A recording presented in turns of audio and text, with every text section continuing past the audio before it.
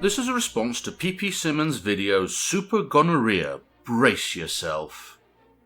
I must confess that this is a first for me, since the video I'm addressing features not only our dear old friend Pastor Carl Gallups, but also Mike Shoesmith, that sycophantic leech whose lips seem perpetually affixed to Carl's anus and who's better known to viewers of this channel as Pisspants. Hello, boys! Now don't be nervous, because despite my insouciance, just like you, I've never had a threesome before. But rest assured I'll do my best not to play favourites and give you both all the special attention you so sorely deserve. So let's not dilly-dally, because by now you both know what to do, so while you're preparing yourselves and I go and fetch the birch, let's play the first clip. Freedom Friday with Carl Gallups, the Oval Office of Gulf Coast Talk Radio. Back Gulf Coast, welcome back America. Glad you're in the house with us. My world-famous producer, JC, is making everything happen just right. Hey Carl, I see you've put on your radio voice. How cute. I suppose you did it in a sad attempt to be all boss and chill so you can expand your demographic beyond the Florida Blue Rinse set, who listen to you only because they've nothing better to do while waiting in line for their colonoscopies or their turn to speak to the funeral planner. Unfortunately, and I hate to break it to you, it doesn't quite hit the mark and only succeeds in making you sound like an even bigger twat flap than we all already know you are. Now regarding JC, I'm assuming that you don't mean the original fella, since I strongly suspect that working for you isn't exactly plan A for his second coming. In which case, one can only wonder what he's world famous for, since it's obviously not for his association with your pitiful shit streak of a radio show. In any case, you obviously didn't notice that he isn't quite making everything happen just right because the numbnut truncated your first word. And so based on this display of his competence, I think we can safely deduce that JC's also a fucking creationist. Finally, when it comes to your radio show being the Oval Office of Gulf Coast Talk Radio, well, considering the monumental and unmitigated clusterfucks detonating on Pennsylvania Avenue on a near daily basis at the moment, and as much as it pains me to do so, I'm afraid I'm just going to have to agree with JC on that point. In the meantime, Mike Shoesmith is showing up, the executive editor of PNN News and Ministry Network. He is a syndicated blogger and an author, and been the co-host and commentator and correspondent out of Canada to this show for many, many years.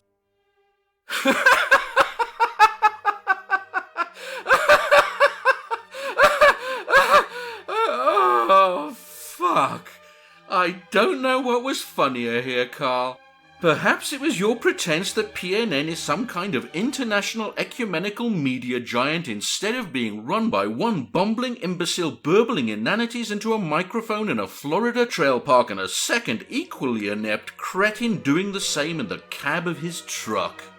On the other hand, perhaps it was your enconomiastic introduction of Pisspants as an executive editor, a correspondent, a blogger and an author when the literary acumen he clearly displays whenever he opens his mouth strongly suggests that he can't even write out the alphabet, much less use it to construct even one passingly coherent sentence. Anyway, sorry about the cheap shots, boys, but I just couldn't resist commenting on that hilarious display of fatuous self-importance. So now that I've got that out of my system, why don't you brace yourselves as we analyse the rest of your monstrosity? We'll begin with the source of the article that inspired this impressive magnum opus of creationist inanity. This comes out of the BBC UK major media. Or as you might otherwise call it, Carl, the fake news. It's funny how the legitimate media sources you generally blanketly decry as corrupt and untrustworthy suddenly become perfectly legitimate when they happen to be dancing to the same tune being played by the psychedelic hurdy-gurdy man inside your head, isn't it? How convenient it must be when your intellectual integrity is as flexible as hobo shitlord when he's polishing his helmet. Anyway, let's see what exactly elicited this miraculous turn of events. So this is a BBC News, British Broadcasting Corporation. The headline title is "Oral Sex Spreading Unstoppable Bacteria." Unstoppable, brother. That word is powerful. Not maybe we can stop it, maybe we can get a grip on it, maybe we can control it. Unstoppable bacteria. Now go ahead. Thanks for the definition, Carl. Though I think you'll find that most people outside your viewership don't really need help with those really tricky words, even if they do contain a whole 4 syllables. Now we'll get on to what it was about multi-drug-resistant gonorrhea that introduced so much talk into your and Pisspants underwear presently. But what I found most interesting wasn't what you had to say on this matter, but rather what you conspicuously didn't. And that's the fact that this drug resistance wasn't the result of a judicious sprinkling of pixie dust, but of a combination of well-understood and documented physical processes otherwise known as biological evolution. Of course, I realize you'll vehemently deny this by claiming that no evolution occurred since the gonorrhea in question or steal bacteria, since they didn't grow a pair of tits or sprout wings. To forestall this, Carl, it took me all of 30 seconds to locate a very nice review on the evolution of gonorrheal antimicrobial resistance that demonstrates that it occurred via the production of new information, as you creotards would refer to it, the generation of beneficial mutations and the emergence of at least one double mutation, all of which have been vociferously deemed as impossible by a pitifully bedraggled assortment of sad creationist numbnuts, including that icon of intelligent design and former scientist Michael Behe. Now, all that aside, the question is why you both took such great interest in a pathogen that you're as likely to encounter as Paul Ryan is to win the Vatican's Compassionate Catholic of the Year award. I found it difficult to find a clip that summarized it succinctly, so instead I'll just sum it up by saying that it was because you were using it to encourage people to refrain from promiscuity by practicing abstinence or monogamy. As a result, I found myself agreeing with something for the second time in one video, which I'm sure you can imagine induced a sudden bout of presyncope that forced me to find a seat for a moment and recover from the shock. Of course, the motivation behind my advice is a concern for the physical and psychological well-being of others, while yours is presumably due to your concern for the delicate sensibilities of an ephemeral pan-galactic overlord with a peculiarly reflexive distaste for what an insignificant group of under-evolved primates do with each other's genitalia. And of course your idea of monogamy is that it should only be practiced under the auspices of a contract overseen by that same transdimensional yet strangely anthropic spectre, while I'm not especially concerned about all that unnecessary paperwork. Other than that, and believe it or not, Carl, I'm 100% on board with you on this one. Unfortunately, this brief and surprising congruence of opinion ended just about as abruptly as it began when you said this.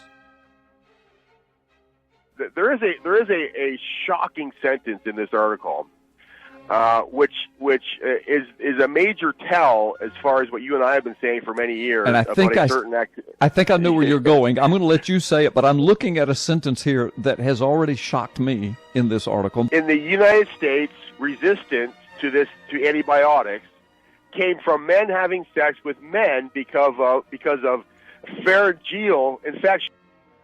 So there it is, boys. The shitty thread running through your video like the puke running down the front of a geology student's t-shirt. A nice gloating self-congratulatory I told you so circle jerk.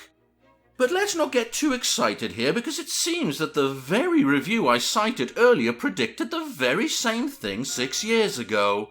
Except, of course, the authors were somewhat more specific by raising concerns about the possible appearance of resistant strains, while you two numbnuts have been more concerned about the concomitant appearance of 4 horsemen and occasional flurries of fire and brimstone.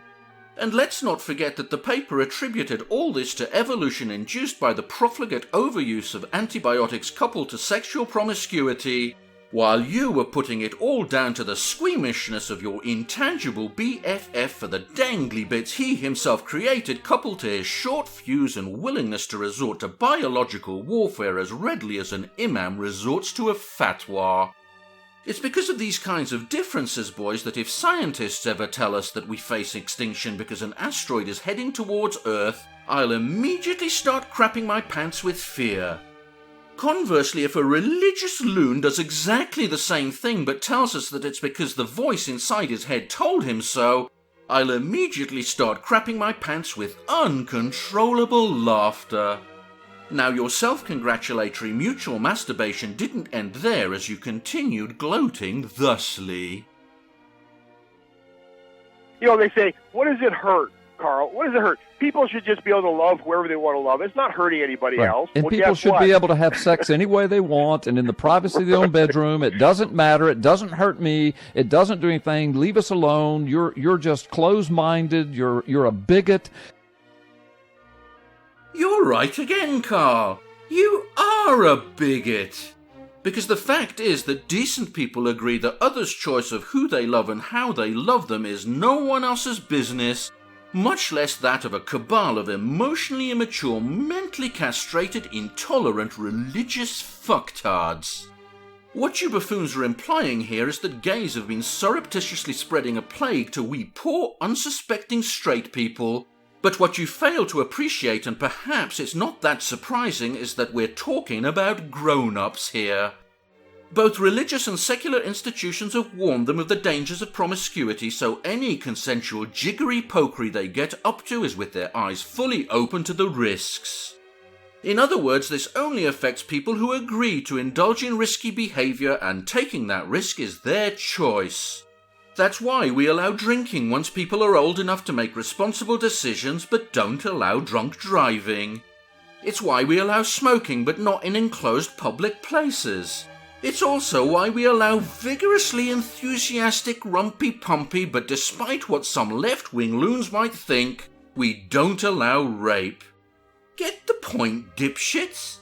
In free societies, we generally disallow behaviors that do or can adversely affect others involuntarily, and allow those that don't or can't.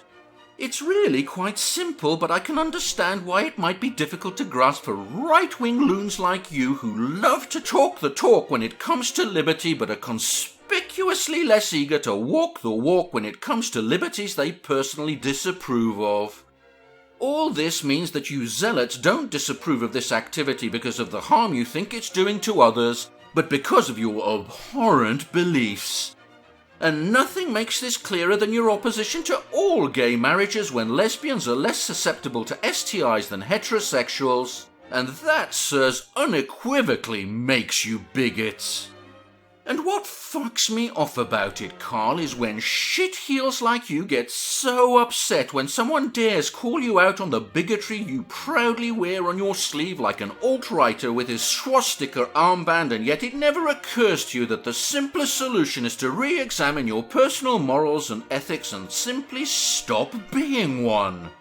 And nothing better illustrates this reluctance of you to do the right thing as much as the faux compassion you puked out here. But you're going to hear this kind of stuff on Freedom Friday. We're trying to save your life. Which rang particularly hollow when old Pisspants picked it up, crumpled it into a ball, dropped his strides, and gleefully wiped his arse with it while saying this. Symptom. The symptom. If this doesn't scare you straight, I don't know what will. I mean, think about it. They're on the verge of no longer having any treatment for this. Did you hear yourself there, Pisspants? Did you hear the unabashed glee suffusing your voice at the thought of the suffering of those filthy homos you and Carl hold in such low regard? It was exuding from every pore. I asked Carl this question in my last video, and now I'm going to ask it of you. What the fuck is wrong with you? You get up on your high horse when criticizing me for my foul language, and then we find you here being infinitely viler than anything that's ever come out of my mouth. Is the prospect of human suffering really so funny to you? Have you any idea how repugnant that was? So much for love the sinner and hate the sin. Eh, Pisspants? I suppose you're also one of those so-called Christians who take such unabashed delight at the thought of all those heathens burning for eternity, aren't you? Well, guess what? I'd posit there are more than just one or two decent Christians out there who'd be just as disgusted at you as I am, and I wouldn't be surprised if your God's son would be too, should he ever put in that belated appearance you've been waiting for. Needless to say, when I heard this sickening display of that famous Christian compassion we hear so much of, I was rather surprised that the punishment of God you fundy fucktards are so especially fond of never arrived. Because while you did both waltz right up to that line with your hands on each other's asses and teetered on it precariously for an agonizing moment, you didn't quite step over it and instead pivoted deftly to the side and whirled out of the ballroom to find somewhere a little more private. So while you didn't explicitly say that these people deserve what they get, Pisspants, I think we can safely say that the message came through loud and clear. And just in case it didn't, let's take a look at some of the things Carl had to say. And now with this whole bursting forth of the radical gay movement, the homosexual movement, marriage movement, the transgender movement, all of this stuff, it's getting worse and worse and worse. But here's the deal. We've been screaming about this, Mike, not because we're homophobic, not because we're bigoted. It's because we can read and we have brains and we come from a biblical worldview. We know what the Word of God says about all of this.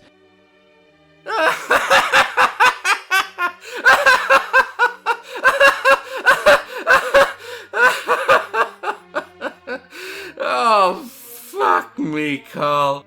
I think I broke a rib and punctured my spleen. We have brains. Oh, you're a card. You really are. Now, despite your uproariously optimistic assessment of that sickly gelatinous material that occasionally rents some space in your cranium, you obviously didn't have the brains to pick up the irony in your denial of your bigotry on one part of your video and your affirmation of your unwavering dedication to a literal interpretation of a book that recommends execution as the most sensible treatment for homosexuality. Apparently those brains were also too sluggish to figure out that transgenderism doesn't equate to male homosexuality and so played no more of a role in the emergence of gonococcal drug resistance than did heterosexuality, nor that gay marriage might actually be a good way of promoting that monogamy you two dipshits were waxing lyrical about elsewhere in your video. So why did you criticize them here, Carl? It can't be because of your alleged compassionate concern for the reproductive health of society, because they have nothing to do with gonococcal drug resistance. So could it be because of your, foul intolerance and bigotry? You know, the very bigotry you were just denying with about as much success as the DNC trying to identify an electable candidate. Thankfully, though, any further remonstrations on your part will be quite futile because of the quite spectacular job you did of torpedoing your rusty tub of a worldview with your own words. Oh, shit. There goes the birch. Looks like it couldn't take the strain and gave up the ghost, which is ironic, really, because that's what's slowly happening to your childish, puerile version of your religion. Sorry if it stung a bit more than usual, Carl, but the strokes do need to be in proportion to the stupidity they're addressing. Don't you agree? Still, since you're blubbing like a 5-year-old whose ice cream just fell off his cone and into the sandpit, I suppose I should take a look. Ooh, that looks nasty. I'd put something on that if I were you. Oh, and you might want to consider bleaching occasionally too. I tell you what, this might be a good time to take a little break anyway, because we've just finished with the more intelligent parts of your video and you may well need to recover a little before we get on to the really stupid stuff, including the parts where you think that the hideously malformed thoughts on the nature of physical reality that you belch up with such ease can't be immediately dispatched by the mildest of breezes generated by waving a small handful of facts in your general direction. That also means that I'm going to need a substantially sturdier birch anyway, and judging by the Herculean efforts the two of you will be making to wrest the world's craziest fuckwits title from the Flat Earthers, I may well need to have it custom made.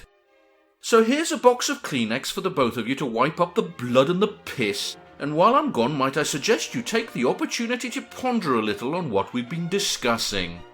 After all, I can only imagine that the cognitive dissonance is reverberating deafeningly inside your empty crania because you seem to be so upset at the thought of being called bigots, even by the people who give as much of a shit about you as you do about reality.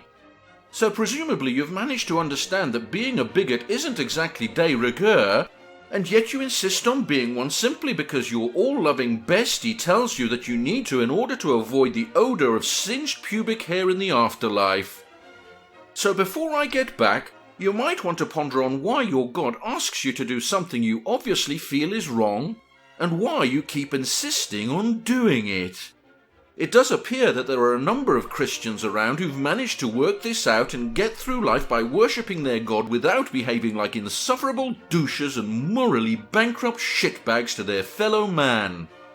No, don't look at me for an answer, and for fuck's sake wipe up the snot and tears, because I haven't got a fucking clue how they do it either. I'd suggest you ask them. Because if you don't work it out sooner or later, boys, you're not going to be remembered by future generations as good, upstanding citizens who strove to do the right thing by treating all people with respect, dignity, and tolerance, but rather as vile and hateful fanatics, as petty and insignificant little men with cold, shriveled hearts, who went to their grave despised and unloved, and who took their God there with them.